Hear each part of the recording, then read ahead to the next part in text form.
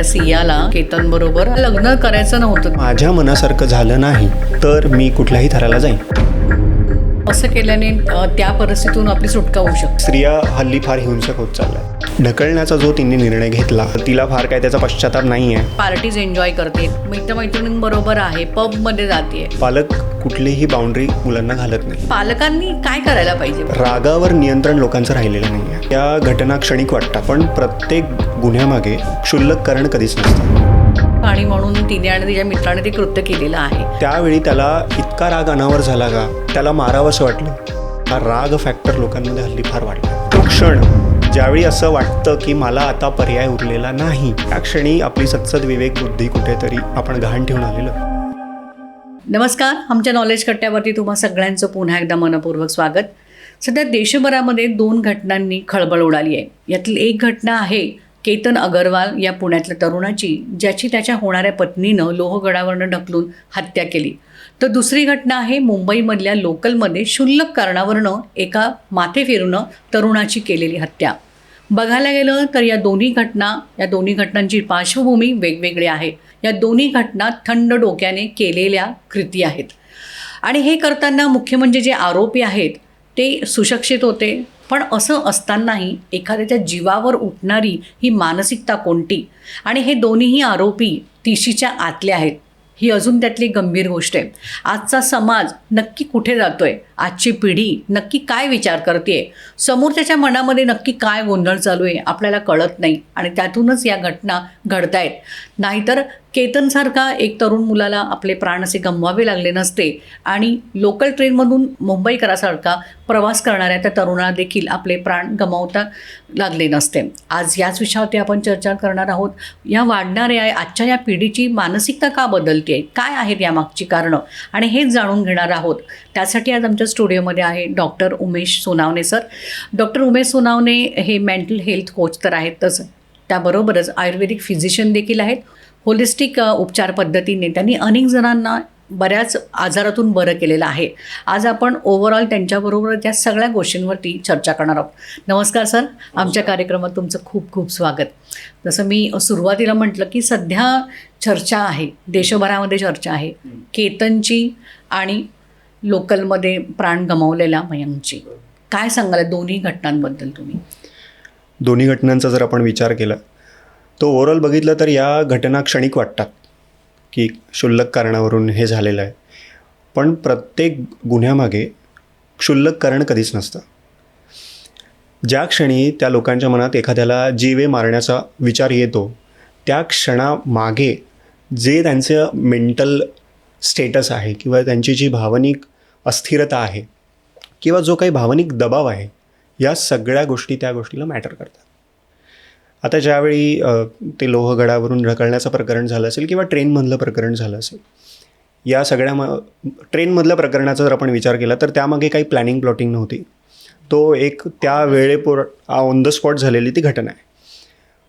पण आता जर आपण त्या मानसिकतेचा विचार केला की त्यावेळी त्याला इतका राग अनावर झाला का की जेणेकरून त्याला मारावंसं वाटलं, तर हा जो राग आहे हा राग फॅक्टर लोकांमध्ये हल्ली फार वाढला आहे. लोकांना अँगर मॅनेजमेंटची गरज आहे.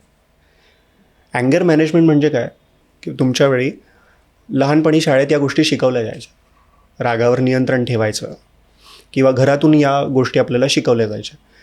पण हल्ली रागावर नियंत्रण लोकांचं राहिलेलं नाही आहे. जसं की मी तुम्हाला सांगितलं की अँगर is often a secondary emotion. प्रत्येक वेळी किंवा अनेकदा राग हा मूलभूत भाग नसतो, मूलभूत भाव नाही आहे. मग राग काय? आता माझ्याकडे अनेक पेशंट येतात. माझ्याकडे एक स्पेसिफिक केस सांगतो. काही महिन्यांपूर्वी माझ्याकडे एक पेशंट आली होती.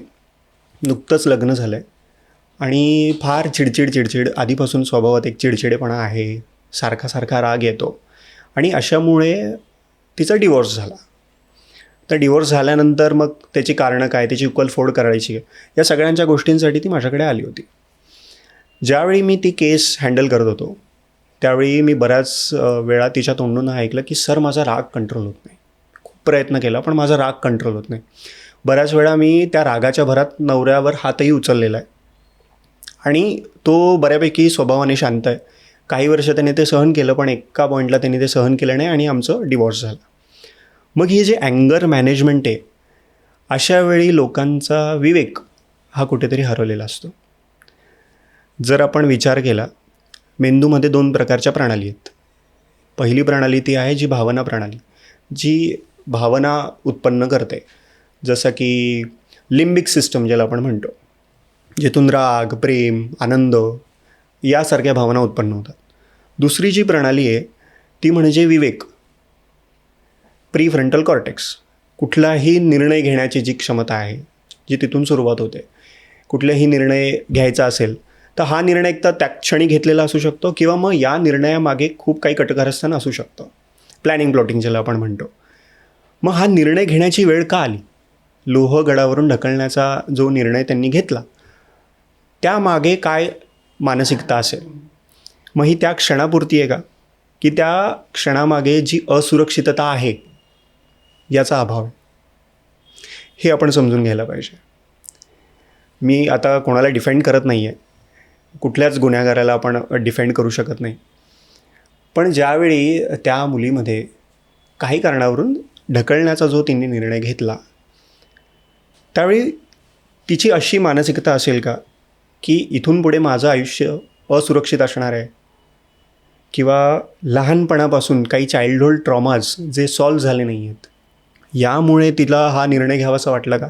किंवा तिच्या मेंदूला हेच शिकवलं गेलं आहे का, की हिंसा हा कुठल्याही समस्येचा उपाय आहे? म्हणजे असं केल्याने त्या परिस्थितीतून आपली सुटका होऊ शकते. असं केल्याने येस, बरोबर. हा कदाचित तिच्या मागचा, तिने निर्णय घेण्यामागचा हा तिच्या मागचा भाव असेल. पण आत्ता रिसेंटली आपण जे व्हिडिओज बघतोय तिचेच, ज्यामुळे आपल्याला वाटतं की हे तिला फार काय त्याचा पश्चाताप नाही आहे. मग हे मानसिक तुम्ही समजवताय का स्वतःला, की मी जे केलं ते बरोबरच होतं, याशिवाय मला पर्याय नव्हता? म्हणजे मॉरल डिसएंगेजमेंट ज्याला आपण म्हणतो, नैतिक अलिप्तता, हा यामागचा मूळ भाव आहे. कारण या दोन्ही घटनांमध्ये असं आहे की त्या जे आरोपी आहेत त्यांना कुठेही पश्चाताप दिसत नाही. त्यांची बॉडी लँग्वेज देखील तशी दिसत नाही.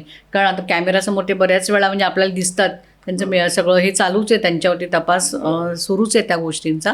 तर त्यावेळी जेव्हा ते कॅमेरासमोर दिसतात आपल्याला, त्यावेळी त्यांची बॉडी लँग्वेज ही आपल्या हातून काहीतरी महाभयंकर घटना घडली आहे, आपल्यामुळे कोणीतरी एखाद्याचा प्राण गेलेला आहे, याच्या कुठेही त्यांना पश्चाताप, जो आपण म्हणतो की सारासार विवेकबुद्धी असते आपल्यामध्ये माणसामध्ये, ती कुठेही दिसत नाही आहे. उलट काही झालंच नाही आहे. म्हणजे काय केलं आहे आम्ही एवढं? म्हणजे या पद्धतीत त्यांची ती बॉडी लँग्वेज या स्टाईलची आहे. त्यामुळे अजून लोकांना त्यांच्यावरती शंका येते. याला आपण सायकोलॉजिकल भाषेत नार्सिसिस्टिक ट्रेट्स म्हणतो. नार्सिसिस्टिक ट्रेट्स म्हणजे काय, की तुमच्या स्वभावामध्ये असे काही भाग असतात की माझीच भावना खरी आहे, माझ्याच गरजा महत्त्वाच्या, या प्रकारचा विचार करणारे जी लोक असतात, ज्याला आपण नार्सिसिस्ट म्हणतो, ही या प्रकारची लोक असतात की माझी जी भावना आहे तीच महत्त्वाची, माझ्याच गरजा महत्त्वाच्या. दुसरा जर आपण विचार केला तर these kind of people are emotionally immature. म्हणजे जर माझ्या मनासारखं झालं नाही तर मी कुणाच्याही मनासारखं होऊ देणार नाही, मी कुठल्याही थराला जाईन.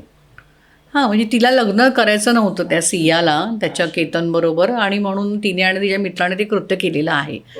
म्हणून मग तिने, पण बाकी लग्नाचे त्यांच्या एंगेजमेंटचे जे काही फोटो वगैरे जे व्हायरल झालेले आहेत, व्हिडिओ, त्यात ती फार आनंदात दिसते. म्हणजे असं कुठेही शंका येण्याचं कारण नाही आहे की तिच्या मनाविरोधामध्ये हे सगळं साखरपुडा होतो आहे किंवा त्यांच्या जे फंक्शन चालू आहे. ती खूप हॅपी आहे त्याच्यामध्ये, त्याच्याबरोबर ती छान फोटो सेशन पण करते आहे.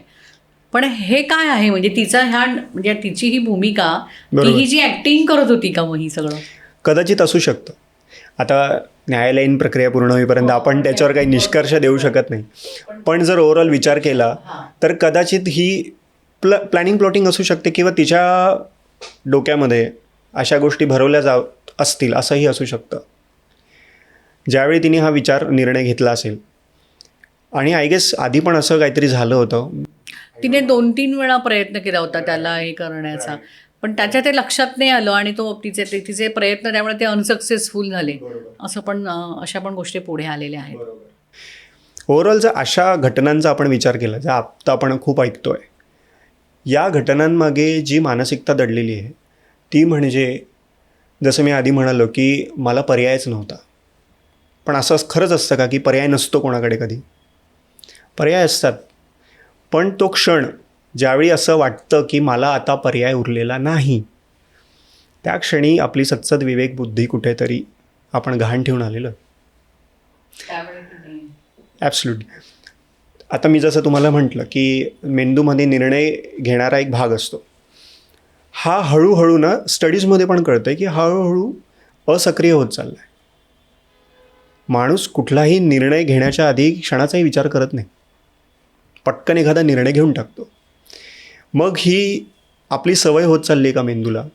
हा विचार करण्याची गरज आहे. जसं मेंदू हा न्यूरल पॅटर्न्स फॉलो करतो, कुठलंही गोल अचीव करत नाही. ध्येयाला मेंदू फार जागा देत नाही त्याच्या आयुष्यात.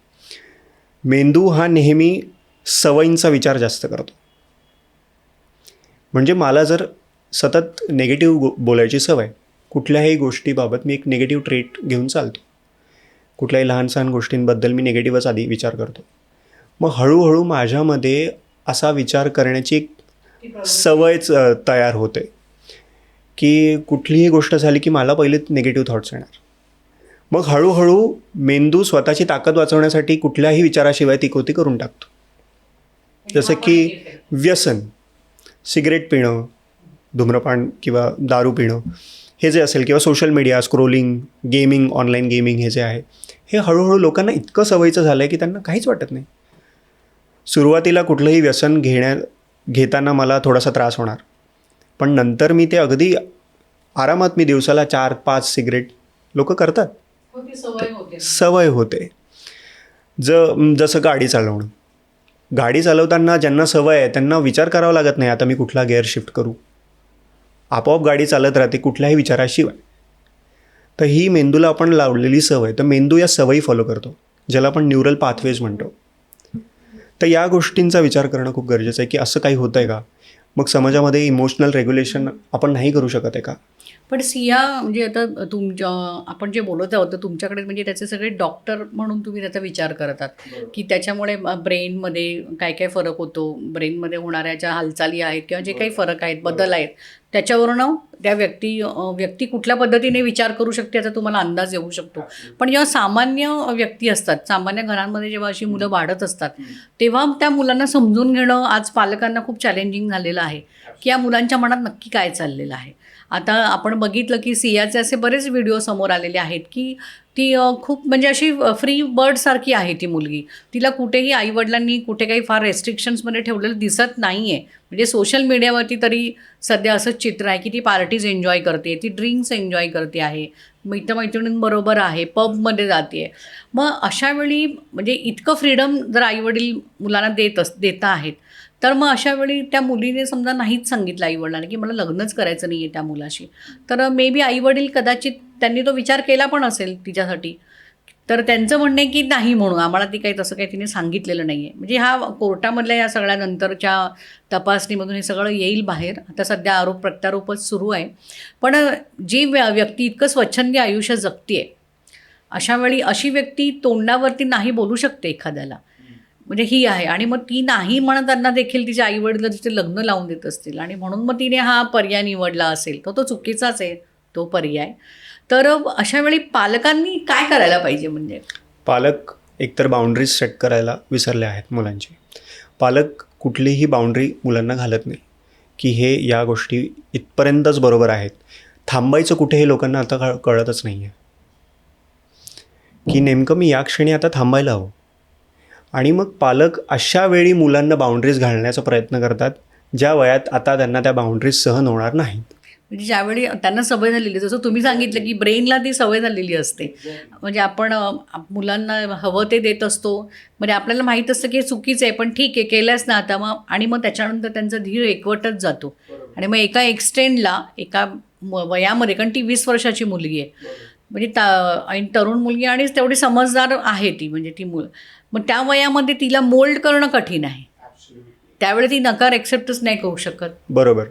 जर आपण थोडंसं मागे गेलो तर आपल्याला असं आता लक्षात येईल, सध्याचं चित्र असं आहे, माझ्याकडे जे पेशंट येतात लहान मुलांना घेऊन पालक, मला म्हणतात सर हा ऐकतच नाही, या इतका रडतो की मग शेवटी याला मोबाईल द्यावाच लागतो सर. मग तेव्हा कुठे आम्हाला थोडंसं शांतता, आम्हाला आमचा वेळ मिळतो. पण हे कितपत योग्य आहे मला तुम्ही सांगा. मुलांना मोबाईल हा पर्याय झाला आहे शांत करण्याचा. बरोबर आहे. मुलाला जेवत पण नाही हातात मोबाईल. एक्झॅक्टली. याला टी व्हीच बघायला लागतो. किंवा माझ्याकडे ऑटिझमचे पेशंट येतात, त्यांच्यामध्ये सोशल मीडिया हे इतकं डोपामिनची लेवल वाढवणारं एक तंत्रज्ञान आपल्या हाती लागलं आहे की ज्यामध्ये मुलं इतके हरवतात की त्यांना बाकीच्या गोष्टी इंटरेस्टेडच वाटत नाही.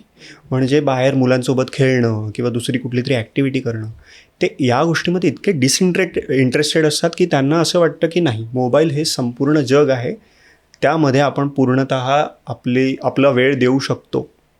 कारण हे पालकांनीच त्यांना लावून दिलेलं आहे. मुलं स्वतःहून शिकत नाही, मुलं ऑब्झर्वेशन करूनच शिकतात. सर मी थोडा वेळच मोबाईल बघते, तो खेळत असतो म्हणून मग मी माझा थोडा वेळ मोबाईल बघते, नाही तर मग मला दिवसभर सर वेळच मिळत नाही, अशा आया माझ्याकडे येतात. अहो पण तो तुम्हाला बघतोय मोबाईल खेळताना, त्याला असं वाटतं रिकाम्या वेळी हेच करायला हवं. मग त्याची चित्रकलेची आवड बाजूला राहते. मग किंवा एखादी ॲक्टिव्हिटी ज्याला करायची असेल किंवा तुम्ही त्याला ती करून घ्यायला पाहिजे, एखादी कला असेल किंवा ती ॲक्टिव्हिटी, ती राहते मग बाजूला. मग मोबाईल त्या वेळात खेळला जातो. हे असं हल्ली झालेलं आहे. त्यामुळे मुलांमध्ये तुम्ही बघाल तर कला फार काही उरलीच नाही आहे. अगदी बरोबर आहे. हल्ली सगळी मुलं म्हणजे मोबाईलमध्येच असतात. माझ्याकडे एक 18 वर्षाची तरुणी आली होती. तिच्या आईवडील घेऊन आले होते. सर हिचं काय करिअर तुम्ही काउन्सिलिंग करा. आता मी तर काही करिअर काउन्सिलर नाही आहे, पण तुम्ही हिला जरा समजावा, ही काय आमचं ऐकत नाही. म्हणजे लहान मुलं ऐकत नाही आहेत, तरुण मुलं देखील ऐकत. ॲब्सोल्युटली. त्या मुलीचा मला पहिला प्रश्न असा होता की ठीक आहे सर, मी ऐकत नाही माझ्या आईवडिलांचं, पण मी का ऐकत नाही हे त्यांना जाऊन विचारा. इतक्या वर्षात त्यांनी मला हवा तो वेळच दिलेला नाही आहे. मी जे घरात बघितलं, माझे आईवडील एकमेकांशी जसं वागता मी तसं वागले, आणि आत्ता हे मला कळतं आहे की मी असं वागते. मी तुम्हाला जसं म्हटलं की चाइल्डहूड ट्रॉमाज जे अनरिझॉल्व झालेले असतात ते मुलांमध्ये असे ट्रेट्स निर्माण करतात, ट्रिगर होतात. येस, आपण आपले ट्रिगर पॉईंट्स विसरत चाललो आहे की मी कशाने ट्रिगर होतो आहे. आयुर्वेदामध्ये ना या मानसिकतेला, म्हणजे शारीरिक आणि भावनिक मानसिक जे काही रोग आहेत, या सगळ्याचं एक मूळ कारण सांगितलेलं आहे, ज्याला प्रज्ञापराध म्हणतात. प्रज्ञापराध म्हणजे काय चूक आहे हे कळत असतानासुद्धा ती चूक करणं. व्यसन करत असताना आपल्याला कळतं की याच्यामुळे कॅन्सर होईल, त्याच्यावर लिहिलेलं सुद्धा असतं, आपल्याला माहीतसुद्धा असतं की माझे लंग डॅमेज होतील, मला कॅन्सर होईल, तरीसुद्धा आपण ते करतो कारण टेम्पररी प्लेजर मिळतं. ज्यावेळी आपण सिगरेट ओढतो आहे किंवा व्यसन कुठलंही करतो आहे, त्यावेळी मला डोपामिन माझ्या शरीरात जास्त प्रमाणात सिक्रेट व्हायला लागतं आहे, रेज व्हायला लागते, मग मला आनंद मिळतो त्या क्षणापुरती. मग हळूहळू व्यसनाची सवय लागते. मग मेंदूला असं वाटतं की नाही, हे नॉर्मल आहे, हा व्यक्ती हेच करतो, याला हेच करायला भाग पाडलं पाहिजे. म्हणजे त्याप्रमाणे मग मेंदू तुम्हाला इन्स्ट्रक्शन देत असतो आणि तुम्ही तसं करत असता. पण तुम्ही तुमच्या मेंदूला ती सवय लावलेली आहे, तुमच्यामध्ये तो न्यूरल पॅटर्न तयार झालेला आहे, हे आपल्याला कळत नाही. लहान मुलांचंही असंच असतं.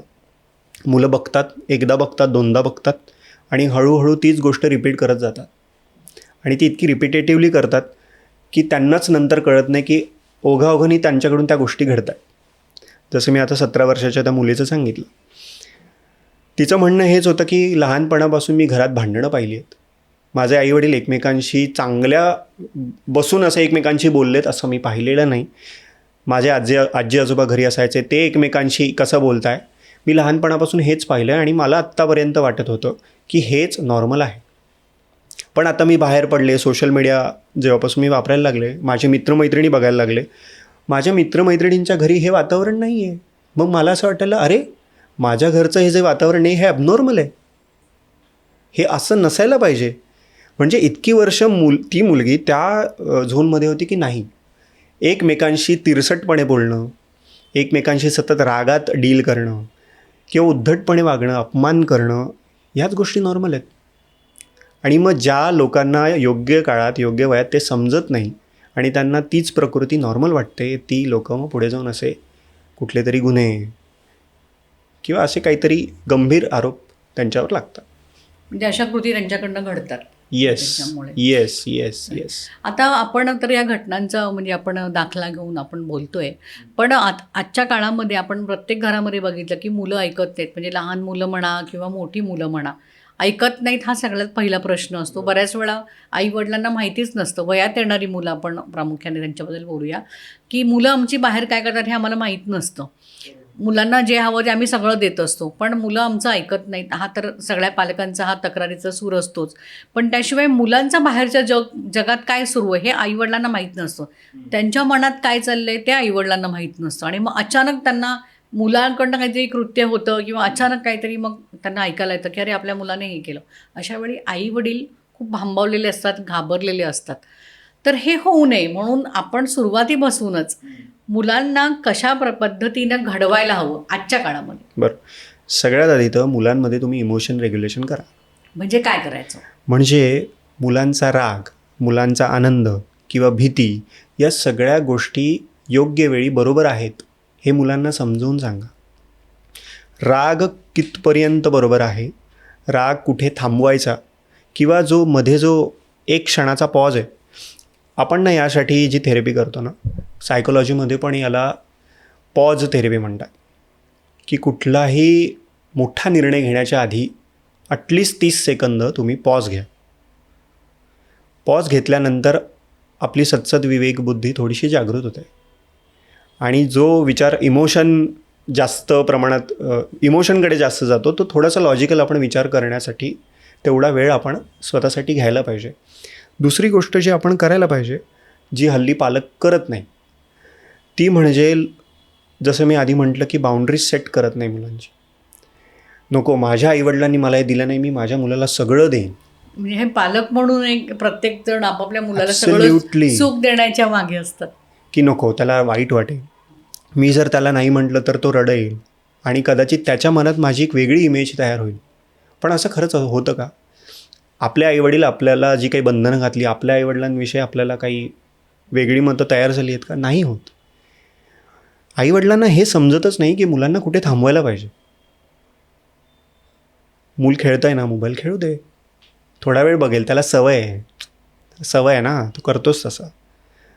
डॉक्टर हे केल्याशिवाय ना त्याला हे होतच नाही, त्याला झोपच लागत नाही, त्याला असं काहीतरी घेऊन मोबाईलच द्यावा लागतो. माझ्याकडे एक केस आली होती. त्यांचं असं म्हणणं होतं की सर, आमचा मुलगा झोपत नाही रात्री. लहान मुलगा, एक 5.5-6 वर्षाचा असेल. अजिबात झोपत नाही सर, तुम्ही याला काहीतरी ट्रीटमेंट द्या. पहिल्यांदा मी माझ्या पद्धतीने गोळ्या औषधं चालू केलं, पण तरी काही फरक पडत नव्हता. दुसऱ्यांदा फॉलोअपला आले, गोळ्या बदलून दिल्या, औषधं बदलून दिली, तरी फरक पडत नव्हता. तिसऱ्यांदा ज्यावेळी आले त्यावेळी मी थोडंसं त्याच्याशी बोलण्याचा प्रयत्न केला. त्यावेळी त्या मुलाने मला एकट्यात असं सांगितलं की सर, माझे आईवडील रात्रभर रील्स बघतात झोपेत आणि ते एक या कुशीत आणि एक या कुशीत ते बघत राहतात आणि मला रात्रीचा वेळ कोणी देत नाही. आता ते त्याने त्याच्या भाषेत सांगितलं. पण ही जी आपली विचार करण्याची हे झाली की नाही, हा झोपेल याचा आपण आपलं करू. जसं मी म्हटलं की मुलं ऑब्झर्व करतात तुम्हाला आणि मग तो एक बॉडीची क्लॉक बदलली. प्रत्येक बॉडीची एक बायोलॉजिकल क्लॉक असते. 10 वाजले की आपल्याला थोडंसं झोप यायला सुरुवात होते, 6 वाजले की आपल्याला जाग यायला सुरुवात होते, योग्य वेळी भूक लागते. या सगळ्या जी बायोलॉजिकल क्लॉक आहे यामध्ये मुलांची जी बदलत जाते. ती बायोलॉजिकल क्लॉक एकदा बदलली की मग झोप व्यवस्थित टायमावर येत नाही, वेळेवर झोप येत नाही. अशी तर माझ्याकडे सगळेच पेशंट हे कंप्लेंट करतात. ॲसिडिटी कॉमन कंप्लेंट झाली आहे, वेळेवर झोप न येणे ही सगळ्यात कॉमन कंप्लेंट आहे, ओव्हर थिंकिंग ही सगळ्यात कॉमन कंप्लेंट आहे. 6 वर्षाच्या मुलामध्ये ओव्हर थिंकिंग. 6 वर्षाचं मूल आईवडील माझ्याकडे घेऊन आले, सर हा खूप विचार करतो एखाद्या गोष्टीबाबत, तासनतास एका ठिकाणी बसून असतो, काहीच करत नाही, विचार करत असतो. विचारलं तर काय विचार करतोय, पण म्हणजे काय विचार करतोय. मी तेच जाणून घेण्याचा प्रयत्न केला की हा काय करत असेल. याच्या मनात काय मानसिकता असेल. तर त्याचाच सख्खा दुसरा भाऊ जो अतिशय ॲक्टिव्ह, पालकांचं लक्ष याच्याकडे थोडं कमी. त्यामुळे पालकांचं दुर्लक्ष करणं किंवा कधीकधी पालकांकडून एखादी अशी गोष्ट बोलली जाते की मुलांना ती त्यांच्या मनाने नाही सहन होत, किंवा ज्यावेळी मुलं पालकांच्या प्रेमासाठी संघर्ष करतात अशा वेळी मुलांमध्ये हे चाइल्डहुड ट्रॉमाज कधीच हील होत नाही. आणि मग असे पेशंट मग विशित येतात आणि मग अशा एखादा थेरपिस्ट शोधतात की मला थेरपी हवी आहे. एक्झॅक्टली प्रेझेंट आयुष्यात काहीच त्रास नाही, पण मागचे असे म्हणजे मागचं बॅगेज असं आहे की मला याच्यातून हील करता येत नाही आहे. आणि मग ते अशाच मानसिकतेच्या दुसऱ्या शोधात जातात. जसं की टॉक्झिक रिलेशनशिप आपण म्हणायला गेलो. तुम्ही आता बोलतच आहात की टॉक्झिक रिलेशनशिप हे खूप आहे आणि असं म्हणतात की एक टॉक्झिक व्यक्तीच टॉक्झिक रिलेशनशिपला अट्रॅक्ट करते. तर हे म्हणजे ह्याच्यामध्ये सायकोलॉजी काय सांगते? सायकोलॉजी असं सांगते की जर तुम्ही लहानपणापासून एखाद्या अशा वातावरणात वाढले असाल जे तुमच्या भविष्यासाठी चांगलं नाही किंवा तुमच्या मानसिकतेसाठी चांगलं नाही आहे, ते वातावरण तुमच्या मेंदूला फॅमिलियर वाटायला लागतं की ओके हेच बरोबर आहे. पुढे जाऊन ही लोकं अशाच लोकांना अट्रॅक्ट करतात की ज्यांच्या आयुष्यामध्ये भावनिक चढउतार आहे. जसं की टॉक्झिक पार्टनर म्हणजे कसा असतो, एखाद्या वेळी खूप जास्त प्रेम, कधीकधी खूप दुर्लक्ष, कधीकधी अपमान, मग त्या अपमानाची माफी, ही सायकल आहे. मग परत खूप प्रेम, अपमान, माफी, प्रेम, अपमान, माफी, हे सायकल आहे. आणि याच्यामध्ये माणसं इतकी गुंतली जातात की त्यांना मग बाहेर पडणं व्यसनासारखं वाटू लागतं. मी आता यातून बाहेरच पडू शकत. त्यांना त्या एकटेपणाची इतकी भीती वाटते. माझ्याकडे एक 32 वर्षांची स्त्री आली होती. तिचं म्हणणं असं होतं की सर मला माहिती आहे माझा पार्टनर टॉक्झिक आहे, तो मला चांगली वागणूक देत नाही, तो माझ्याशी सतत तुसड्यासारखं बोलतो किंवा मला जे हवं आहे तो ते माझ्यासाठी करत नाही, हे मला सगळं माहिती आहे, पण तरी मी त्याला सोडू शकत नाही कारण एकटेपणाची भीती. वाईट माणूस चालेल आयुष्यात पण एकटेपणा नको, ही मेंटॅलिटी हल्ली झाली. कारण लहानपणापासून हेच पाहिलं आहे, तेच त्यांनी आकर्षित केलेलं आहे, त्यांच्या मेंदूला तेच पाथवेज कळतात. मग एखादा स्थिर शांत नातं त्यांना कंटाळवाणं वाटू लागतं. एखादा शांत माणूस किंवा एखादा विचाराने वैचारिकदृष्ट्या जो स्थिर आहे असा माणूस त्यांना कंटाळवाणा वाटतो. अच्छा, मी त्यांना तशा व्यक्तींवर राहण्याची सवय झालेली असते, त्या पॅटर्नची सवय झालेली असते. येस, म्हणजे अक्षरशः चांगली एक सोबत मिळते ती त्यांना कळून येत नाही म्हणजे. आणि हे त्यांना कळतं. अच्छा, की मी एका मुलाला भेटले होते, तो फारच शांत होता सर, मला नाही पटला नाही, पण हा बरं आहे, पण मग हा असं आहे, पण मला माहिती की मी याच्यासोबत आयुष्य नाही काढू शकत, पण मला याला सोडवतच नाही आहे. आता आपण टॉक्सिक रिलेशनशिप किंवा टॉक्सिक व्यक्तीबद्दल बोलतोय. टॉक्सिक व्यक्ती या खूप म्हणजे खूप रागीट, हा त्यांचा सगळ्यात पहिला गुण असतो, तो रागीटच गुण असतो. तिथूनच बाकीचे सगळे स्वभाव उलगडत जातात. तर एक प्रश्न होता सर की आपण बघतोय की आजूबाजूला आपल्या खूप वेगवेगळ्या प्रकारची माणसं वावरत असतात, वेगवेगळ्या स्वभावाची माणसं असतात. तुम्ही मेंटल हेल्थ कोच आहात, तुमच्या सानिध्यात पण असे बरेच जण येतात, जसं तुम्ही सांगतायत की वेगवेगळ्या पेशंट्स वगैरे येत असतात. आपल्या आयुष्यामध्ये पण अशी माणसं येत असतात. पण आपण त्या व्यक्तीबरोबर आहोत की आपण ज्याच्या सानिध्यामध्ये आलेलो आहोत की ही व्यक्ती खरं आपल्यासाठी योग्य आहे की नाही आहे, की ह्याच्यामुळे आपल्याला पुढे जाऊन खूप त्रास होईल, हे ओळखणं कठीण असतं. पण काही वेळा जसं एखादी गोष्ट म्हणजे रेड फ्लॅग्स दिसायला लागतात की नाही बरोबर नाही, आपण थोडंसं लांब राहायला पाहिजे. तर ते रेड फ्लॅग्स अशा व्यक्तींपासून लांब, कारण आपल्याला मेंटल पीस हवं आहे. तर ते रेड फ्लॅग्स कोणते असतात नात्यांमधले? असे स्पेसिफिक रेड फ्लॅग्स नाही आहेत, पण ज्यावेळी आपल्याला मनात ही भावना येते की या व्यक्तीबरोबर माझं आयुष्य अशांत असेल, तो सगळ्यात मोठा रेड फ्लॅग आहे. जिथे भावनिक स्थिरताच नाही आहे ते नातं अस्थिरच असणार आहे आयुष्यभर. मग तुमच्यात कितीही प्रेम असेल किंवा तुम्ही कितीही एकमेकांचं तुमचं ट्युनिंग असेल, पण ते फार नाही आहे. एखादी त्यांच्या नात्यातली भावना फार काळ टिकून राहत नाही. प्रेम फार वेळासाठी नाही. एखाद दिवशी प्रेम, मग दुसऱ्या दिवशी परत काहीतरी वेगळीच भावना, राग, चिडचिड, सतत कुरबुरी, हे चालूच असतं. आणि त्यांना असं वाटतं की नाही, नवरा बायकोमध्ये भांडणं होतच असतात. कितपत त्याला काही लिमिट आहे की नाही? मी त्याच्यामुळे त्रासच आहे, मानसिक ताण आणतो. हा ताणच आहे. त्यामध्ये सायलेंट ट्रीटमेंट पण येते. मग टॉक्झिक व्यक्ती सायलेंट ट्रीटमेंट देतात समोरच्याला. म्हणजे काय? सायलेंट ट्रीटमेंट म्हणजे भांडण झाल्यानंतर मग दिवसेंदिवस बोलायचं नाही. माझ्याकडे एक कपल आलं होतं. लग्न नुकतंच झालं, साधारण एक 3-4 महिने झाले असतील. आणि तिला कळलं की हा व्यक्ती याच्याशी भांडण केल्यानंतर हा जवळपास 10-1 दिवस माझ्याशी बोलतच नाही. आणि मग 11व्या दिवशी असा बोलतो की 10 दिवस काहीच झालेलं नाही आहे. नॉर्मल नाही. नॉर्मल. तो व्यक्ती इतका नॉर्मल असतो वागण्यात की त्या व्यक्तीला असं वाटतं की अरे, जे मागचे 10 दिवस गेले ते काय होतं मग. मग हे जे फ्लक्च्युएशन आहे, इमोशनल फ्लक्च्युएशन्स, यामध्ये त्या व्यक्तीची तरफड होत असते की नेमकं काय झालं आहे. आणि 11व्या दिवशी हा व्यक्ती इतका नॉर्मल माझ्याशी वागतो आहे. हे कुठेतरी लोकांना जमत नाही. सायलेंट ट्रीटमेंट कितपत योग्य आहे? लोक हल्ली त्या विषयावर बोलण्याचं टाळतात. मी जर तिथून दूर गेलो किंवा मी त्या विषयापासून जर मी त्याच्याविषयी बोललोच नाही तर कदाचित आमच्यातलं भांडण मिटेल. पण खरं असं होणार आहे का? कारण ते मनामध्ये ते विषय राहिलेलेच, ते सुटलेलेच ॲब्सोल्युटली. नसतात. तू पळवाट आहेत त्या. पळवाट आहेत त्या. माझ्याकडे एक खूप वर्षापासून माझ्याकडे एक जोडपं येत आहे. 70 ओलांडली दोघांची. संधिवाताच्या त्रासासाठी ते येतात माझ्याकडे.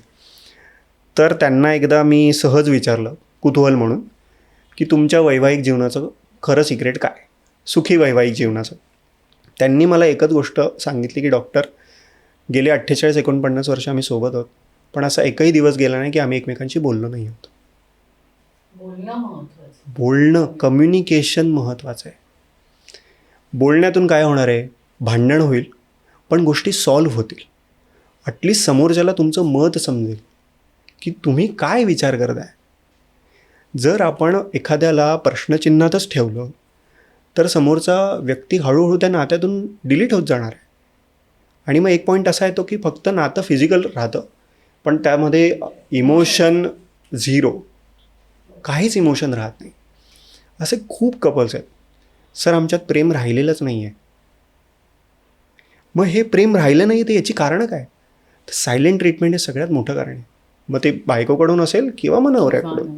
आता तर डिवोर्सचं प्रमाण पण खूप वाढलंय. लग्न आपण त्याच्यामध्ये पण बहुतेक वेळा ह्याच गोष्टी असतात सगळ्या असं. आणि आपण आता बोलतोच आहे की ॲग्रेसिव्हनेस खूप वाढलेला आहे. तर दोन्ही बाजूने वाढलेलं आहे, म्हणजे मेलमध्ये पण आणि फिमेलमध्ये पण. महिला पण आता तेवढ्याच आक्रमक झालेल्या आहेत.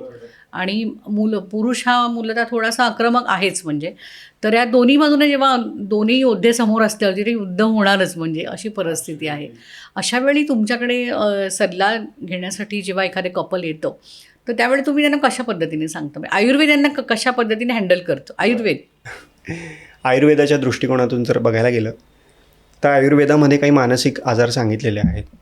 जसं की चिंता असेल, ज्याला आयुर्वेदाच्या भाषेमध्ये स्पेसिफिक असा कुठलाही मानस रोग नाही आहे. मानस रोगांचं डिफरन्शिएट करून ठेवलेलं आहे. चित्तोद्वेग असेल किंवा विषद नावाचा एक व्याधी आहे ज्याला डिप्रेशन म्हणतात, किंवा उन्माद आहे, अपस्मार आहे, असे डिफरन्शिएट करून ठेवलं आहे. पण आयुर्वेद म्हणतं की मनाचे 1 गुण आणि 2 दोष आहेत, सत्व, रज आणि तम. माणूस जितका सात्विक, जितका सत्वाकडे जातो तितका तो शांत असतो, आयुष्यामध्ये स्थिर असतो. रज आणि तम वाढलं की त्याच्या आयुष्यामध्ये, हे मनाचे 2 दोष सांगितलेले आहेत, तर त्याच्या आयुष्यामध्ये प्रॉब्लेम सुरू होतात. मग ते कुठल्याही प्रकारे असो. ज्यावेळी माझ्याकडे या प्रकारचे कपल्स येतात, पुरुषांमध्ये कसं असतं, पुरुषांची चिंता किंवा भीती, एखाद्या गोष्टीची असुरक्षितता, हे त्यांच्या रागामध्ये कन्वर्ट होतं. म्हणजे राग हा कुठेतरी साठून मग तो एका पॉईंटला येतो. स्त्रियांचं तसं नसतं. स्त्रिया हा प्रत्येक भावना स्त्रियांची वेगळी. स्त्रियांमध्ये कदाचित ते जन्मापासून कौशल्य असेल की प्रत्येक भावना डिफरन्शिएट करू शकतात. पुरुष तसं करू शकत नाही. पुरुषाला ॲग्रेशन हे सगळ्यात मोठं त्याचं इमोशन वाटतं. जर मी ॲग्रेसिव्ह झालो तर समोरचा व्यक्ती शांत बसेल. पण त्याला हे कळत नाही की ॲग्रेशनच्या मागे तुझी जी काही नेमकी भावना आहे ही त्या समोरच्या व्यक्तीला कळालेली नाही आहे. त्याला फक्त तुझं ॲग्रेशन दिसतं आहे. हे जे ॲग्रेसिव्ह बिहेवियर आहे, हे ॲग्रेसिव्ह ट्रेट्स आहेत, हे पुरुषांमध्ये या कारणाने निर्माण होतात की पुरुषांना भीती सांगताच येत नाही. इमोशनल वल्नरेबिलिटी लोकांमध्ये, पुरुषांमध्ये राहिलेली नाही आहे. लोकांना ते सोशली फार हे वाटतं की नको, समाज मला नावं ठेवेल. तर ही जी भीती आहे पुरुषांमध्ये, ज्यावेळी मी आयुर्वेदाच्या दृष्टिकोनातून ट्रीट करायला जातो, मी असा प्रत्येक गोष्टीचा कधी सारासार विचार करत नाही. साध्या एका बेसिक गोष्टीचा विचार करतो की नेमकं याला काय वाटतं आहे, नेमकी याची भावना काय. कारण सुरुवातीला ज्यावेळी आम्ही सेशन्स घेतो किंवा सुरुवातीला ज्यावेळी मी ट्रीट करायला जातो, त्यावेळी त्यांचा मेन उद्देश हाच असतो की सर मला भयंकर राग येतो, मला कुठल्याही लहान सहान गोष्टींवर मला आवडत नाही, मला ही गोष्ट आवडत नाही, मला ही गोष्ट आवडत नाही, मला असं वागलेलं आवडत नाही. हा त्यांचे एक सरळ त्यांचा जो पॅटर्न आहे. म्हणजे एक्झॅक्टली. पुरुष काय करतात, पुरुष फार सुपरफिशियल विचार करतात गोष्टींचा, वरचेवर बोलतातही तसेच, वरचेवर सुपरफिशियल. कुठली गोष्ट डीप एखाद्या गोष्टीच्या मुळापर्यंत जाण्याचा विचार करत नाही, लॉजिकली जास्त. एक्झॅक्टली. त्यामुळे पुरुषांची कधी मला डील करणं थोडंसं अवघड जातं, कारण एक्झॅक्टली मला त्या गोष्टीचा मूळ उद्देश कळत नाही, कारण पुरुष त्याप्रमाणे बोलत नाही, त्यांना सांगता येत नाही. कारण पुरुषांना हे शिकवलं गेलेलंच नाही. लहानपणापासून जर एखाद्या पुरुषाला तुम्ही शिकवता की पुरुषांनी रडायचं नाही, मुलगा आहेस ना तू, रडू नकोस, तू हे पुरुष आहेस ना, मग तुला जबाबदारी घ्यावी लागेल. त्यामुळे जबाबदारीचा ताण किंवा स्वतःला प्रूव्ह करण्याचा जो ताण आहे, किंवा आत्ता नोकरीमधली जी काय आपण एक टेन्शन्स आहेत किंवा स्पर्धा एक नोकरीमध्ये, या स्पर्धेच्या ताणाखाली पुरुष इतके पिसले गेलेले आहेत की त्यांना कळत नाही की नेमकी माझी भावना कुठली. पुरुषांना डिस्क्राईबच करता येत नाही. अगदी बरोबर. कारण आपण बघितलं की गेल्या काही वर्षांमध्ये म्हणजे भारतामध्ये, आता मी स्पेशल थोडंसं तुम्ही जे सांगताय त्याच्यावरच थोडंसं एलॅबोरेट करते की भारतामध्ये सगळ्यात जास्त पुरुषांचे मृत्यू जे आहेत ते कौटुंबिक वादामध्ये, वादातून होणाऱ्या घटनांमध्ये. म्हणजे ते सुसायडल हे जे प्रकार आहेत ते भारतामध्ये सगळ्यात जास्त पुरुषांमध्ये आहेत, आणि तो पण म्हणजे कौटुंबिक कारण हे त्याच्यासाठी मुख्य कारण आहे. आणि जगामध्ये पहिल्यांदाच असं दिसतंय की पुरुष कौटुंबिक म्हणजे हिंसाचाराचे बळी ठरत आहेत, ते भारतामध्ये ठरत आहेत जास्त. त्याच्यामुळे देखील आता ज्या घटना घडतात समाजामध्ये म्हणा, किंवा त्या नवरा बायकोच्या रिलेशनशिपमध्ये पण, की महिलांचं असं म्हणणं आहे की आम्ही आधीपासूनच म्हणजे मार म्हणा, तुमच्याकडून मार सहन करत आलो आहे, पुरुषांकडनं, पुरुषसत्ताक आपला समाज आहे, तर आम्ही इतके वर्ष सहन केले, आता करणार नाही. तर ह्या मानसिकतेमध्ये आता मुलगी म्हणजे जरी तिला घरी त्रास नसेल, पण ती नेहमी अशा त्याच डिफेन्स मोडमध्ये असते की मुलाने काहीतरी एक शब्द बोलला, तो सहज बोलला असेल तरी पण ती त्याला त्याच दृष्टिकोनातून जज करते. त्यामुळे तिचा तो डिफेन्स मोड वेगळा आहे आणि ह्याचा तो मोड वेगळा आहे. कसं आहे, जी जुनी सोशल कंडिशनिंग होती, तर बाहेर नोकरी सांभाळायची, कुटुंब चालवायचं, स्त्रियांनी चूल आणि मूल, ही सोशल कंडिशनिंग होती. आता ती बदलली आहे. आता दोघेही एकाच स्टेजला आलेले आहेत. दोघंही घर सांभाळू शकतात, दोघंही चूल आणि मूल सांभाळू शकतात. आताच्या काळात असं झालेलं आहे, जर आपण पुरुषांचा यात विचार केला तर पुरुष ज्यावेळी अशा पद्धतीचा विचार करतात की मला रडायचं आहे, पण मी हे माझ्या घरी रडू शकत नाही. जर मी घरी रडलो तर यांना वाटेल की मी वीक, कमकुवत झालेलो. पुरुषांना या कमकुवतपणाची फार भीती असते. They don't want to cry, they don't want to express their feelings in front of their family. कारण मी जर कमकुवत झालो तर मग माझ्या बायकोला, मुलांना कोण बघणार. पण त्यांना मदत तर घ्यायची नसतेच प्रोफेशनल माणसांची, पण मग असं कुठेतरी जाऊन रडणार किंवा कुणालाही न सांगता ते मनात साठवत राहणार. WHO रिपोर्टनुसार जगभरात 75% सुसाईडल हे पुरुष करतात. त्यातल्या 25%मध्ये पण डिफरन्शिएट आहे. स्त्रिया प्रयत्न करतात सुसाईडचा आणि काही स्त्रिया सुसाईड करतात. पण हा जो प्रयत्न आहे पुरुषांमध्ये, पुरुष प्रयत्न नाही करत, पुरुष डायरेक्ट सुसाईड करतो. जसं मध्यंतरी गुजरातमध्ये एका मुलाने बिल्डिंगमधून उडी मारली. तर हे जे सोशल कंडिशनिंग आहे की पुरुषांनी भावना एक्सप्रेस करायच्या नसतात. कारण तू पुरुष आहे, तुला जबाबदारी घ्यावी लागेल. तुला तुझं घर चालवायचं आहे, तुझ्या मागे एवढा मोठा संसार आहे, तू सगळ्यात पुढे चालणार आहेस, तू ड्रायव्हिंग सीटवर आहेस आणि तुझ्या मागे सगळे बसलेले आहेत. तर ही जी तुम्ही मुलांना जे सांगताय, जे शिकवताय ना, याच्यामुळे हा फरक पडतोय, हा परिणाम आहे. आता ही वेळ आली आहे की आपण मुलांना देखील इमोशन्स, म्हणजे तुम्ही देखील माणसंच आहात, म्हणजे आपण मानवच आहोत, भावना आहेत, तर तुम्ही देखील रडणं म्हणजे रडा, व्यक्त व्हा. एक्झॅक्टली. माझ्या क्लिनिकमध्ये पेशंट आली होती, मुलगा फार रडत होता. ती आई सहज म्हणून, काय मुलीसारखं रडतोयस, सहज बोलून गेली. म्हणजे मुलींचं रडणं अपेक्षित आहे. एक्झॅक्टली.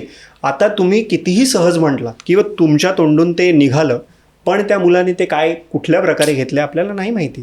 त्याला कदाचित वाटलं असेल, अच्छा मुलींसारखं रडणं म्हणजे मुली रडतात, मुलांनी रडायचं नसतं. एक्झॅक्टली. सो हे आपल्याला जे शिकवलं गेलेलं आहे, आत्ता थोडंफार यात बदल मला दिसतो, 100% दिसतो, की पालक थोडेसे सतर्क झालेत या बाबतीत, पण स्टील अजून जेवढं हवं तेवढं नाही आहे. त्यामुळे आणि ही तर आता नवीन जनरेशन आहे, ही पुढे जशी ग्रो होईल तसं कदाचित हा रेट कमी होऊ शकतो. पण आत्ता जी पिढी आहे, या पिढीमध्ये फार आहे. कामाचं टेन्शन, लोकांना इतका स्ट्रेस आहे, वर्कलोड इतका आहे की लोकांचा जो ओव्हरऑल मेंदू आहे ना, तो एका ठराविक लिमिटपर्यंतच माहिती ग्रहण करू शकतो. After that there is no scope. पण हल्ली सोशल मीडियामुळे सतत येणाऱ्या 24 तास सोशल मीडियावर न्यूज येत असतात. जसं की आता हे सियाचं प्रकरण असेल, कदाचित हे 50 वर्षांपूर्वी 40 वर्षांपूर्वी झालं असतं तर ती न्यूज आपल्याकडे दुसऱ्या दिवशी किंवा तिसऱ्या दिवशी आली असती पेपर थ्रू. आता ती लगेच येते, एका तासात तुमच्याकडे न्यूज येत आहेत. आणि निगेटिव्हच न्यूज जास्त आहेत, पॉझिटिव्ह गोष्टी फार कमी सांगितल्या जातात. अशा वेळी लोक काय विचार करतात, नाही हल्ली हे फार वाढलं आहे, हे खूप वाढलं आहे. पण खरंच असं आहे का? आधीपासूनच आहे. फक्त ते पोहोचण्याचं माध्यम पटकन तुमच्यापर्यंत पोहोचतं आहे. त्याच्यामुळे ही मानसिकता पण लोकांची बदलते की जग हळूहळू निगेटिव्ह होत चाललं आहे. असं नाही आहे. जग अजूनही सुंदर आहे, विचार लोकांचे अजूनही जगात माणुसकी आहे. फक्त हे आपली सोशल कंडिशनिंग आत्ता बदलत चालली आहे. आता आपण सर तुम्ही सांगितलं की आता पुरुषांनी देखील व्यक्त होण्याची वेळ आलेली आहे, म्हणजे आपण जे बोलतो त्याच्यातून तरी असं. तर महिला मात्र आहेत त्या आक्रमक झालेल्या आहेत. आता बघितलं आपण की ज्या घटना घडतात त्याच्यामध्ये महिला खूप हिंसक झालेल्या दिसत आहेत आपल्याला. म्हणजे नवऱ्याला मारणं, जसं त्या सियाच्या प्रकरणावरनं पुन्हा सगळे विषय, गेलेले विषय, झालेले विषय पुन्हा नव्याने आता उफाळून आलेले आहेत की म्हणजे घरामध्ये नवऱ्याबरोबर पटत नाही आहे म्हणून कुठेतरी एखादा मित्र आणि मग त्याच्यामध्ये तिने नवऱ्याला मारणं, ह्याचा प्रकार महिलांमध्ये खूप जास्त झालेला आहे. आणि त्याच्यामुळे महिला हिंसक होत आहेत दिवसेंदिवस. समजा सियाने जर केतनला ढकललं आहे, त्याची हत्या केलेली आहे, तर त्याला घाबरून तुम्ही असा मेसेज का पसरवत आहात की आता तुम्ही लग्नच नाही करणार, तुम्ही इतके घाबरट आहात का? ह्या दोन असे ग्रुप आहेत, यांच्यामधून मानसिकता एक वेगळी तयार झालेली आहे. तर ही मानसिकता समाजासाठी किती घातक आहे? बरं, पहिला मुद्दा तुमचा की स्त्रिया हल्ली फार हिंसक होत चालल्या आहेत. हिंसा ही पुरुषही तेवढाच करू शकतो जेवढी स्त्री करू शकते, फक्त त्यांच्यामध्ये काही शारीरिक ताकद जेवढी लागते ती कमी असते. स्त्रिया यासाठी आत्ता हिंसक आपल्याला जास्त भासतात कारण स्त्रिया इंडिपेंडंट होत्या. स्त्रियाही तेच करू शकतात जे पुरुष आज करू शकतात. नोकरी असेल, घर सांभाळणं असेल, मूल सांभाळणं असेल किंवा इतर गोष्टी असतील. स्त्रिया आजही तेवढ्या सक्षम झाल्या किंवा स्त्रियांचं जे सशक्तीकरण आहे ते झालेलं आहे. स्त्रिया आता इंडिपेंडंट होत चालल्या. त्यामुळे काय होतं आहे, स्त्रियांना आता निर्णय घेण्याची क्षमता आलेली आहे की जर माझ्यासोबत योग्य घटना घडत नसेल तर मी त्या नात्यामध्ये राहणार नाही. ही निर्णय घेण्याची क्षमता स्त्रियांमध्ये वाढते आहे. त्यामुळे हिंसक म्हणण्यापेक्षा स्त्रिया कदाचित आता थोड्याशा इंडिपेंडन्सीकडे चालल्यात. बाहेरच्या देशात जर आपण बघितलं तर बाहेरचे देश किंवा ॲब्रॉड वगैरे असेल ते ऑलरेडी विकसित देश आहेत. त्यामुळे तिथल्या स्त्रिया आधीपासूनच त्या विचारांच्या आहेत, खुल्या विचारांच्या, ओपन माइंडेड ज्याला आपण म्हणतो, की एखादं नातं जर टिकत नसेल तर मी त्या नात्यात फार राहणार नाही, मी माझ्यासाठी दुसरा पार्टनर शोधेन. भारत हा डेव्हलपिंग कंट्री, भारतही आता त्या गोष्टी फॉलो करायला सुरुवात केल्या. त्या गोष्टी बघून किंवा हेच बरोबर असतं असं समजून लोक आता नात्याला वेळ देत नाही फार. त्यामुळे हा प्रॉब्लेम होतो आहे. आणि दुसरा प्रश्न की समाजामध्ये काय मानसिकता याच्यामुळे बदलते आहे किंवा याचा काय त्रास होतो, तो ओव्हरऑल जर आपण विचार करायला गेला तर स्त्रियांसाठी आणि पुरुषांसाठी जी मानसिकता आहे ती सारखीच आहे. यामध्ये फार काही बदल नाही, फक्त व्यक्त करण्याची पद्धत वेगळी, अप्रोच वेगळा आहे. त्यामुळे मला असं वाटतं जेन्युअनली स्त्रिया आता जे 2 ग्रुप्स पडलेले आहेत की आम्ही इतके वर्ष हा अन्याय सहन केला आणि आता का भीत आहे. गुन्हा कुठलाही असो त्याला एकतर माफी नसते किंवा त्या गुन्ह्याला तुम्ही जस्टिफाय करू शकत नाही. फक्त आता असं झालं की पुरुष प्रधान संस्कृती हळूहळू लोप पावत चाललेली आहे असं आपण म्हणू शकतो. कारण आता equality स्त्रियाही पूर्णपणे पुरुषांच्या बरोबरीने घर सांभाळतात एकट्या. नवीन समाज हा घडतोय. एक्झॅक्टली. कदाचित हा चांगल्या दृष्टीकडे आपण चाललेलो आहे, पण तरी आपण म्हणू शकतो की याला जस्टिफिकेशनच नाही आहे. या मानसिकतेला तुम्ही नावच देऊ शकत नाही. कुठलीही मानसिकता जी वाईट प्रवृत्ती आहे तिचं एक तर तुम्ही जेंडर डिस्क्रिमिनेशन करू शकत नाही. ती त्या व्यक्तीमधल्या विचाराने ते केलेलं आहे, मग तो पुरुष असो किंवा स्त्री. त्यामुळे मला तरी नाही वाटत की याला काही फारसं जस्टिफिकेशन आहे. पण याच्यामध्ये मला एक विचारायचं सर तुम्हाला की याच्यामध्ये स्त्रियांचं जे ॲग्रेशन आहे ते खूप वेगळं असतं आणि पुरुषांचं ॲग्रेशन वेगळं आहे. कारण त्यांचे स्ट्रेस बस्ट होण्याचे मार्ग देखील वेगवेगळे आहेत. स्ट्रेस हँडल करण्याच्या गोष्टी देखील वेगवेगळ्या आहेत. प्रामुख्याने आपण जेव्हा बघतो की एखाद्या स्त्रीला जेव्हा स्ट्रेस असतो किंवा काही ताण असेल तर ती व्यक्त होत असते आणि त्यामुळे तिचा ताण कळत असतो, तिचा स्ट्रेस कळत असतो. ती मैत्रिणींना सांगते, आईला सांगते, मैत्रिणींना, नातेवाईकांना सांगते, सगळ्यांना घरामध्ये सांगते. पुरुषांचं तसं होत नाही. पुरुषांना मुख्य स्ट्रेस कुठले असतात लाईफमध्ये? पुरुषांना सगळ्यात मुख्य स्ट्रेस हा असतो की त्याला घर सांभाळायचं असतं, म्हणजे फायनान्शियल स्ट्रेस, आर्थिकदृष्ट्या स्ट्रेस आहे. दुसरं म्हणजे नोकरीतली स्पर्धा, वाढलेली स्पर्धा. हे याला सेटल झाला, एखाद्या पॅकेजला तो सेटल झाला की नाही, मग आता मला पुढचं पॅकेज अजून चांगलं मिळालं पाहिजे किंवा अजून चांगली कंपनी मिळाली पाहिजे. त्यामध्ये जी काही कॉम्पिटिशन आहे त्या कॉम्पिटिशनचं त्याला स्ट्रेस आहे. दुसरं म्हणजे कंपॅरिझन. पुरुषांना सगळ्यात जास्त भीती कंपॅरिझनची आहे. माझ्याकडे इतक्या केसेस येतात, प्रत्येक पुरुष हा दुसऱ्या पुरुषाशी कंपेअर करतो. पुरुषांमध्ये कंपॅरिझन खूप जास्त आहे. जसं की तुम्ही एखादं मध्यंतरी ते बेस्ट फ्रेंड वगैरे जे काही ट्रेड चालू होतं की मुलीच गर्लफ्रेंड आणि मग बॉयफ्रेंड आणि मग तिचा बेस्ट फ्रेंड आणि मग त्या बॉयफ्रेंडचं त्या बेस्ट फ्रेंडशी असलेलं कंपॅरिझन. हे कंपॅरिझन पुरुषांमध्ये फार वाढतं की माझ्यापेक्षा तो कसं काय सकस आहे. जेलसी. सोशल मीडियामध्ये माझ्याकडे मध्यंतरी केस आली होती. 25 वर्षांचा मुलगा मला म्हणतो की सर माझं आयुष्य इतकं निरस होत चाललं आहे हळूहळू, मला कुठल्याच गोष्टीत इंटरेस्ट वाटत नाही. पण मी ज्यावेळी सोशल मीडिया ओपन करतो ना, मी माझ्या मित्रांना हसताना खेळताना बघतो, माझे मित्र मजा करताय, सगळं करताय, मला या गोष्टीचा फार त्रास होतो सर. मी त्यांच्याबरोबर इतकी वर्ष राहिलो, मजा केली, पण तरी मी ज्यावेळी त्यांना सोशल मीडियावर बघतो ना, मला फार त्रास होतो सर त्यांचा. मला त्यांच्याशी बोलावं असं वाटत नाही. माझ्या मनात एक त्यांच्याविषयी ईर्ष्या निर्माण झालेली आहे आणि मला असं वाटतं की मला यांच्याहून पुढे काहीतरी अजून जाऊन करायचं आहे, मला यांना दाखवून द्यायचं आहे. भलं आता याच्यामागे तुम्ही जर बघाल तर त्याच्या मित्राने जर काही फोटो टाकला असेल त्याची काही चूक नाही, त्याचं लाईफ एन्जॉय. एक्झॅक्टली. पण याला असं वाटतं की नाही, हा मजा करतोय ना, मी याच्याहून जास्त मजा करून दाखवेन. ओके, हे पुरुषांमध्ये एक्झॅक्टली. हा इतक्या पगारावर आहे ना, मी याच्याहून जास्त पगारावर जाईल किंवा आयुष्यात यांनी हे अचीव केले ना, मी अजून ते करून दाखवतो. पुरुषांमध्ये हे कंपॅरिझन वाढलं. फायनान्शियल स्टेटसची त्यांच्यामध्ये इन शॉर्टमध्ये कॉम्पिटिशन खूप जास्त, तो त्या स्ट्रेसमध्ये जास्त आहे, खूप जास्त. आणखी जर पुरुषांचा विचार करायला गेलं तर पुरुष, जसं मी म्हटलं की पुरुष व्यक्त होत नाही. पुरुष कधी व्यक्त होतो? एकतर तो काहीतरी नशा करेल आणि मग त्या नशेत बोलतात. फार एक फनी किस्सा आहे. 3 वर्षांपूर्वी, साधारण 3-4 वर्षांपूर्वी माझ्याकडे एक केस आली होती. तो पुरुष मला म्हणाला की डॉक्टर मला जरा तुमच्याशी बोलायचं आहे. त्याची ट्रीटमेंट तो असा घेत होता की फार त्याला सारखं हेडेक, त्यामुळे मी खूप ट्रीटमेंट घेतल्या पण मला काही फरक पडत नाही आहे. मला आयुर्वेदिक ट्रीटमेंट घ्यायची आहे म्हणून तो माझ्याकडे आला होता. त्याचं म्हणणं असं होतं की डॉक्टर मी खूप बोलतो कारण मी आत्ता पिऊन आलो आहे. मी पिलेलो असलो तरच बोलतो, नाही तर सर मी इतका संतासारखा शांत असतो की तुम्ही विचारही करू शकणार नाही की हा मीच आहे.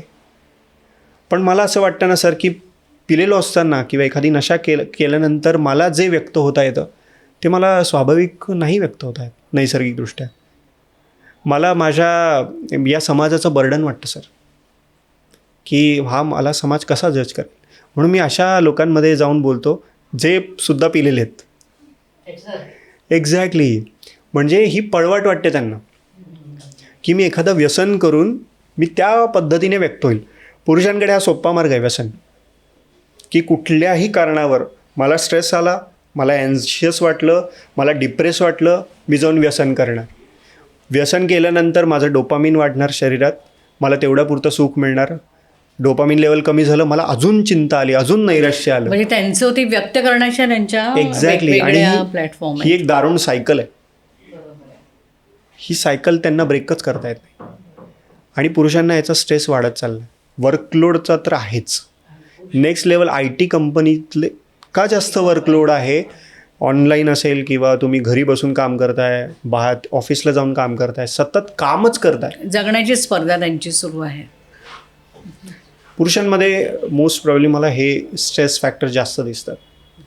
तुमच्याकडे जेव्हा तुम्ही आपण मगाशी बोलत होते तेव्हा तुम्ही सांगितले की तुमच्याकडे मॅक्झिमम 75% पेशंट या फिमेलच येत आहेत तुम्हाला. बरोबर आहे. ते एक्सप्रेसिव्ह असतात, त्यांचे प्रॉब्लेम तुम्हाला सांगतात. पुरुषांना सांगणं ते कमीपणाचं वाटतं. पण आता समाज बदलला आहे, आपणही बदलायला हवं, असं आपण व्यक्त व्हायला हवं. पुरुषांनी व्यक्त व्हायलाच पाहिजे. पुरुषांनी एक प्रोफेशनल हेल्प घ्यायलाच पाहिजे. आता ज्यावेळी माझ्याकडे कपल काउन्सिलिंग मी करतो त्यावेळी मुलीची बाजू समजून घेतल्यानंतर माझ्या मनात असं येतं की हा पुरुषाची एकदा आपण बाजू समजून घेऊ. त्याची बाजू मला ज्यावेळी समजते त्यावेळी मला कळतं की एक्झॅक्ट कॉन्फ्लिक्ट काय असतात पुरुषांचे. म्हणजे नवरा बायकोच्या भांडणात काय समस्या असतात. नवरा बायकोच्या भांडणात पुरुषांच्या समस्या सगळ्या लॉजिकल असतात. तुम्ही पुरुष म्हणून सांगू शकता याच्यावरती. लॉजिकल कशा असतात मी तुम्हाला सांगतो. म्हणजे उदाहरण देतो की सर आमच्या घरापासून स्टेशन 5 मिनिटाच्या अंतरावर आहे, तर मला असं वाटतं की मी या स्टेशनला जाऊन गाडी पकडावी आणि आम्ही तसा प्रवास करावा. पण माझ्या बायकोचं असं म्हणणं आहे की नाही, स्टेशनपर्यंत जायला एवढी मोठी ट्रॅफिक मी पार करणार नाही, आपण फिरून तसं जाऊ, ज्याला ऑलरेडी वेळ लागणार आहे. आणि सर याच्यामधून आमच्यात भांडणं होतात. आता यात जर आपण विचार केला, एकतर कॉमन प्रश्न असा की जर जी गोष्ट जवळ आहे तिथे जाऊन आपण ती घेऊन पुढे जाऊ शकतो. पण स्त्रिया त्यांना त्यावेळी साथ देत नाही किंवा त्यांच्याशी लहान गोष्टींमध्ये इमोशनल आणि लॉजिकल गोष्टींचा जे क्रॅश होत असतो, यामध्ये पुरुष सगळ्यात जास्त फसतात. सासू आणि सुनेमध्ये जो पुरुष फसतो, सर मी आईचं ऐकू की बायकोचं ऐकू. सर मला आईने जन्म दिला आहे, मला तिचं ऐकावं लागतं, मग ती मला टोमणे मारते आणि मला ते आवडत नाही. पण बेडरूममध्ये जाऊन मी बायकोला समजवतो त्यावेळी ती मला आईचं गाऱ्हाणे सांगते, ती मला टोमणे मारते. मी काय करायला पाहिजे सर अशा वेळी? मी कोणाला बघायला पाहिजे? हा कॉमन आहे. युनिव्हर्सल प्रश्न येतो. आणि याच्यामुळे थोडासा पुरुष कुठेतरी व्यक्त होणं टाळतो आणि मग तो हळूहळू स्विच ऑफ होतो. तो व्यक्तच होणं बंद करतो की तू पण खरी, जे काय करायचे करा.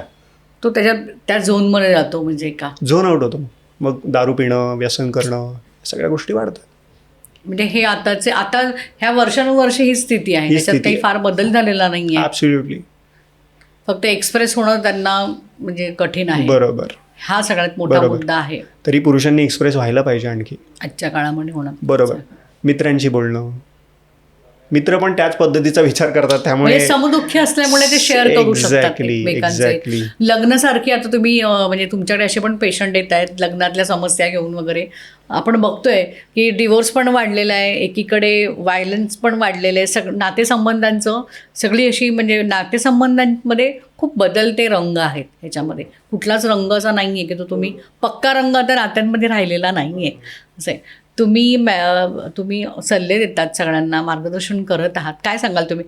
जाता जाता एक शेवटचा प्रश्न, रिलेशनशिप टिकवायची असेल तुम्हाला, कुठलीही असू दे, म्हणजे ब्रेकअपमधून तुम्हाला बाहेर येण्यासाठी तुम्हाला जसं म्हणजे सियाचं जे प्रकरण झालं, थोडक्यामध्ये मी तो रेफरन्स घेईल की तिला तो नकोस होता, तिच्याकडे अनेक पर्याय होते, तिने तो पर्याय निवडला, पण त्याच्यामध्ये हातात काहीच नाही लागलं, उलट पूर्ण आयुष्य तिचं आता पणाला लागलं असं म्हणूया आपण. तर ज्यावेळी तुम्हाला तुमच्या लाईफमध्ये असे ट्रायंग्युलर येतात, तर ते तुम्ही हँडल कसे करायचे, तुम्ही काय सांगाल? एक प्रोफेशनल म्हणून तुम्ही काय सांगाल? सगळ्यात पहिले तर लोकांनी भावनेला नाव द्यायला शिकायला पाहिजे. मला हे का वाटतं आहे हे समजून घ्यायला पाहिजे. ब्रेकअप झाल्यानंतर किंवा एखादं अपयश आल्यानंतर, एक रिजेक्शन मिळाल्यानंतर पहिल्या मनात भावना ज्या येतात, तो म्हणजे त्या भावनेचा रिॲक्शन म्हणू आपण, किंवा त्याला प्रतिक्रिया म्हणू आपण. एखाद्या भावनेवर मी प्रतिक्रिया दिली पटकन. पण जर मी समजूनच घेतलं नाही की माझी भावना नेमकी काय आहे, मला नेमकं काय वाटतं आहे, मला राग येतो आहे का, की मला रिजेक्ट झाल्यासारखं वाटतं आहे का, किंवा मला आयुष्यात मागे आल्यासारखं वाटतं आहे का. ज्यावेळी आपण त्या भावनेला नाव देऊ ना, त्यावेळी मेंदू सतर्क होतो, मेंदूला कळतं की एक्झॅक्टली काय फील करायचं आहे. ते एकतर तुम्ही स्वतः त्याला करायला हवं. दुसरं म्हणजे मेंदूला वेळ द्या. मला मूव्ह ऑन करायचं आहे, मूव्ह ऑन करायचं आहे. त्या मूव्ह ऑन करण्याच्या घाईत लागू नका.